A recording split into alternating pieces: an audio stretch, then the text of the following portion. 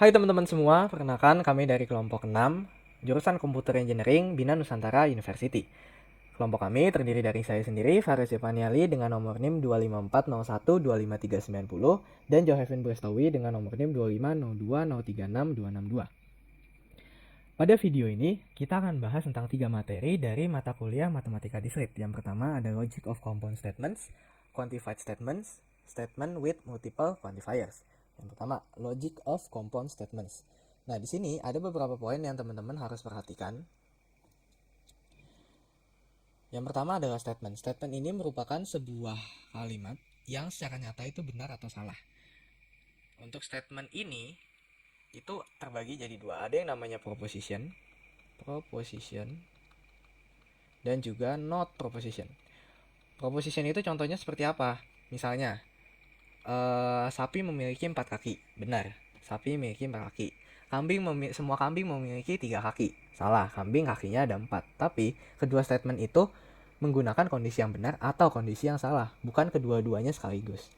Nah, tapi ada statement yang menggunakan uh, kedua kondisi sekaligus di waktu yang bersamaan, namanya not proposition.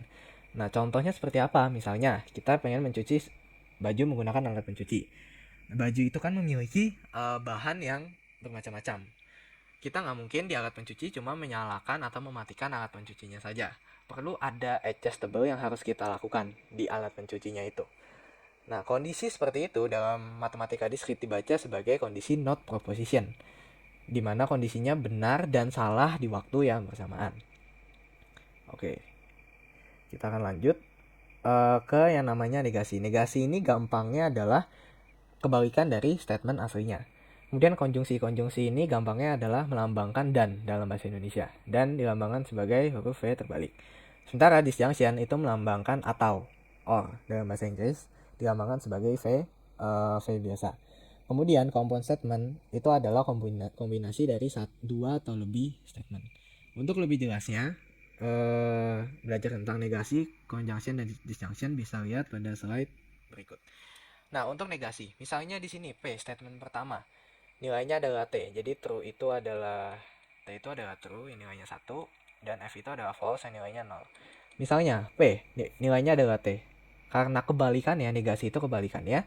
Jadi nilainya adalah F. Begitu juga ketika statement satunya ini adalah F nilainya, maka ketika negasi P, maka nilainya adalah T. Begitu juga dengan yang lainnya. Kemudian untuk konjungsi. Nah, konjungsi sendiri ini kan melambangkan dan dia ini memiliki basis dari logic gates N. Jadi logic gates N itu artinya ketika P-nya ini nilainya true dan Q-nya nilainya false, maka hasilnya adalah false. Ketika P-nya adalah false dan Q-nya adalah true, maka hasilnya adalah false. Nah, ini bisa dianalogikan sebagai seperti ini. Ini satu, misalnya ini satu, ini 0. Nah, ini harus 1 dikali 1, maka hasilnya adalah 1. Ini 1 dikali 0, hasilnya adalah 0. Ini untuk N. Begitu juga dengan yang bawah, ini 0, 1, 0, 0. 0 kali 1, 0, 0 dikali 0, 0. Nah, untuk yang disjunction atau OR, dia berbasis pada logic gates OR. Yang dimana misalnya di sini, yaitu 1, 1, 1. Kemudian T-nya ini 1, 0, 1. Maka dia ini akan ditambah. Jadi misalnya 1 ditambah 1, ya hasilnya 1. 1 ditambah 0. 1 tambah 1 itu harusnya kan 2. Tapi di sini dibacanya sebagai 1. Kemudian 1 ditambah 0, hasilnya 1. Terus di sini 0 ditambah 1, hasilnya 1. 0 ditambah 0, hasilnya 0, false. Oke, mungkin setelah ini kita akan langsung lanjut ke latihan soal. Nah, di sini teman-teman bisa lihat ada gerbang logikanya dan sudah cukup jelas untuk input dan outputnya. Oke, if P, you eat your meal today, and Q-nya adalah you must drink a glass of water. Maka negasi P-nya adalah you don't eat your meal today karena kebalikannya. Kemudian negasi Q-nya adalah you must not drink a glass of water. Nah, untuk P and Q-nya ya udah karena ini merupakan simbol dari N, tinggal kita gabungin aja you eat your meal today and you must drink a glass of water. Begitu juga dengan yang OR. Kita tinggal gabungin aja you eat your meal today or you must drink a glass of water. Sekarang gimana kalau negasi P and Q? Ya udah, kita tinggal menegasikan P and Q-nya. Jadi you don't eat your meal today.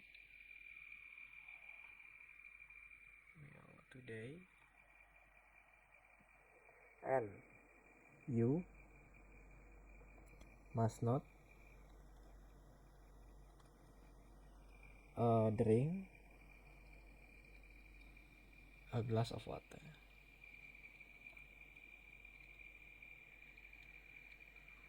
Oke, seperti itu. Sekarang kita akan membahas tentang quantified statement, di mana kita akan mengenal dua quantifier, yaitu universal dan juga existential quantifier.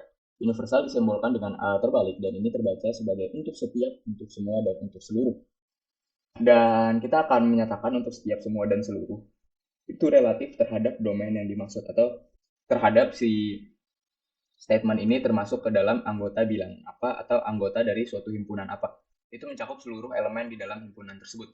Kemudian untuk existential quantifier itu kita simbolkan dengan dengan E yang di mirror atau dicerminkan menghadap ke kiri. Ini kita baca sebagai there exists.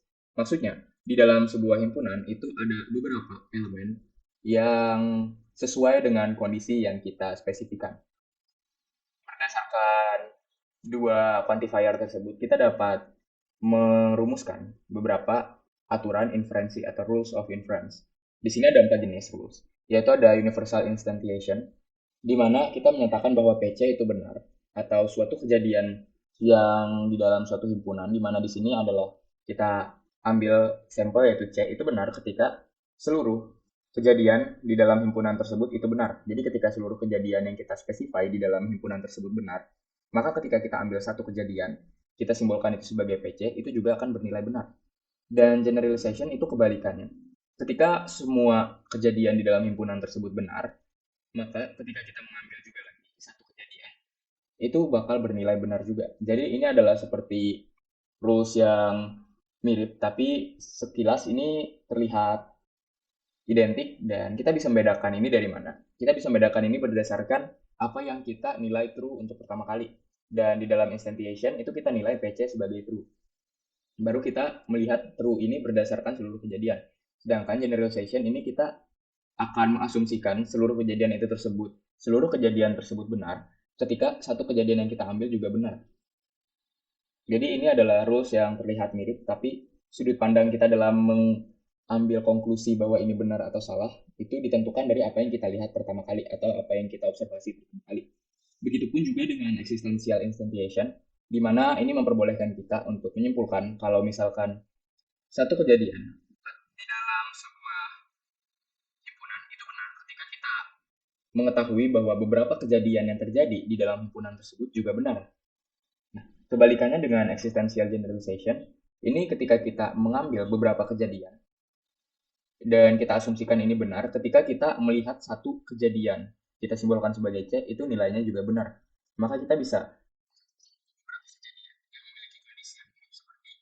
kejadian di elemen C dan menghasilkan benar, maka beberapa kejadian yang kondisinya mirip juga dapat kita simpulkan sebagai benar.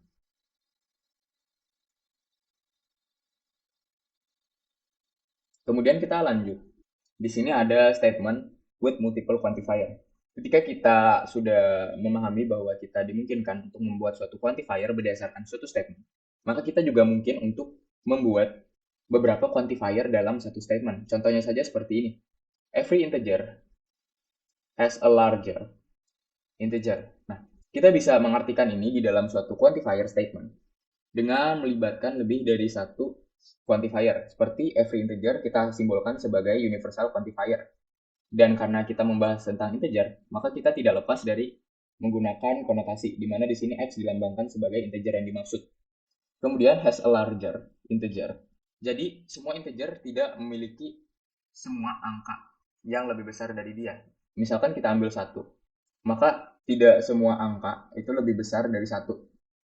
Nah, maka dari itu untuk mewakilkan di kondisi tersebut di dalam quantifier statement, itu kita tidak boleh menggunakan universal.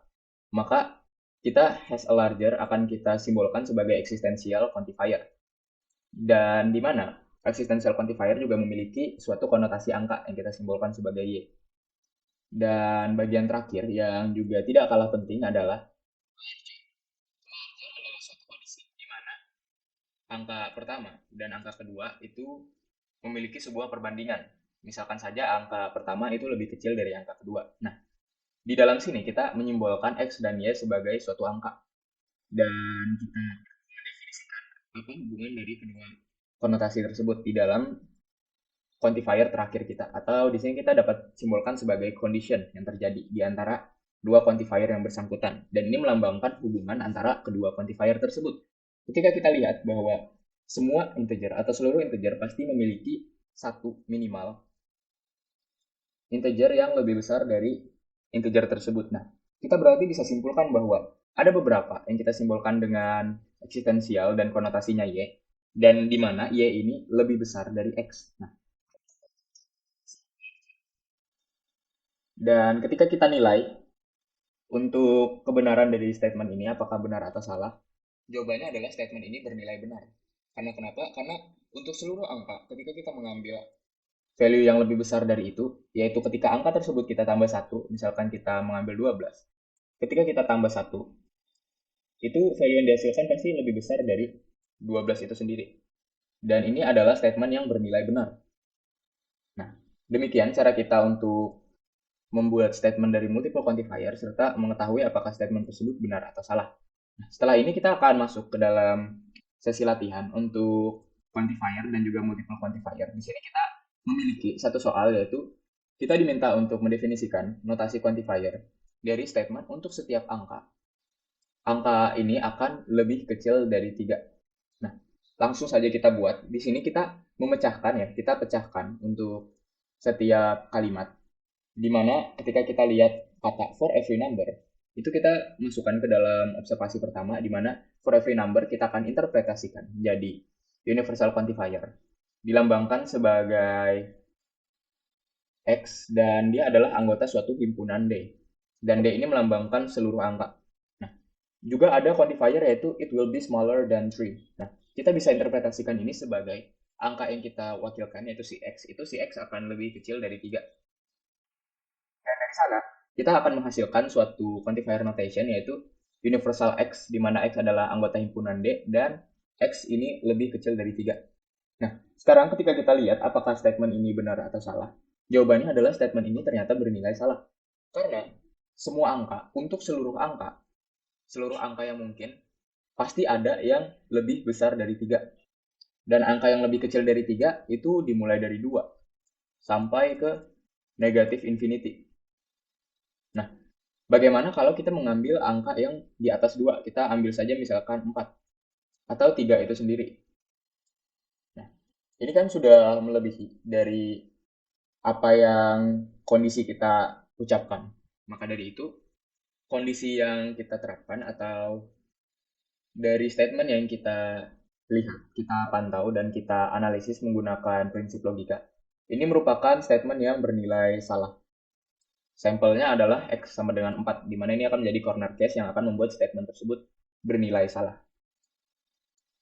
Nah, ketika kita melanjutkan, kita akan melanjutkan ke soal selanjutnya, yaitu multiple quantifier. Di mana multiple quantifier, kita diminta untuk membuat quantifier notation dan juga membuat negasi dari statement some number in D is the largest.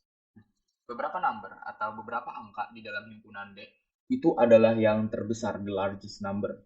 Nah, kita akan mulai dengan memecah, yaitu kita akan melihat some number di D itu bisa kita interpretasiin sebagai eksistensial karena ada beberapa angka di dalam himpunan D. Dan setelah itu juga kita dapat melihat di sini ada the largest number. The largest number ini berarti angka terbesar, dan kita wakilkan sebagai universal. Kenapa kita wakilkan sebagai universal? Karena ini adalah angka terbesar. Jadi angka terbesar kita bandingkan dengan seluruh bilangan, dan angka ini adalah angka yang terbesar. Maka dari itu kita harus mewakilkannya dengan statement atau dengan quantifier universal. Nah, untuk menentukan apakah si X ini adalah the largest number, atau untuk memberitahu bahwa X ini adalah the largest number dari semua angka yang ada di Y, kita harus menulis ekstra informasi. Nah, kita tulis saja X lebih besar sama dengan Y. Karena kenapa? Karena ketika kita tulis X lebih besar dari Y, ada kemungkinan bahwa suatu angka di dalam Y akan bernilai sama, dan itu akan membuat statement kita bernilai salah. Nah, jadi kita akan meletakkan tersebut di tengah-tengah kondisi, yaitu sama dengan. Nah, setelah itu kita akan membuat statementnya, di mana di sini ada eksistensial X, himpunan dari D, Kemudian juga ada universal Y, himpunan D, di mana X lebih besar sama dengan Y. Nah, setelah kita menemukannya, kita bisa membuat negasi. Untuk negasi sendiri, sebenarnya cukup simpel, di mana kita mengambil atau kita memecahkan quantifier-quantifier, serta kondisi yang kita sudah definisikan di statement quantifiernya. Kita ubah eksistensial menjadi universal. Kita ubah universal menjadi eksistensial. Kemudian kita balik kondisi X lebih dari sama dengan Y menjadi X kurang dari Y. Dan kita kumpulkan lagi sehingga negasinya berubah menjadi seperti ini. Di mana ada universal Y, eksistensial X, dan juga ada X kurang dari Y. Demikian untuk exercise di dalam quantifier statement. Dan kita akan masuk ke dalam aplikasi dari apa saja yang kita pelajari hari ini. Dan aplikasi yang kita akan temukan itu sesimpel seperti ketika kita menuliskan kode atau ketika kita menulis di dalam bahasa pemrograman, ketika kita ngoding. Kita akan menemukan sebuah compound statement yang berdasarkan dengan logic gates OR di sini dan juga di sini.